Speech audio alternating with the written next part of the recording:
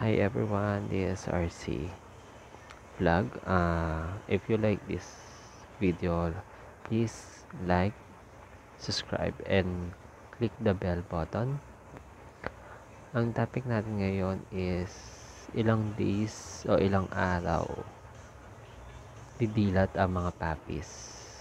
Ngayon is 11 days na nila, July 19, 2025.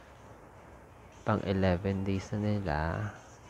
So, ngayon, hindi pa rin sila nakakadilat. Maghihintay tayo ng 14 to 15 days. And susubaybayan natin yung kanilang pagdilat. Ayan. Ito.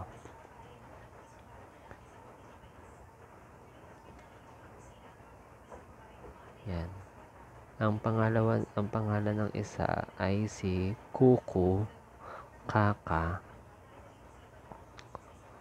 Kaki, and Kuku. Yan. Yan silang apat. So, ayan. Nandito sila sa bed nila. And meron silang light for the pangpainit nila. And itong towel naman to, pang suporta ko pa rin sa kanila.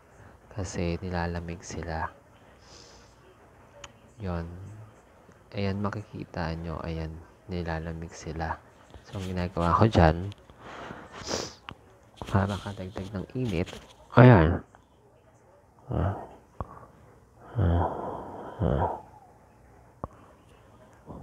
Yung dalawang puti na yan is babae yan.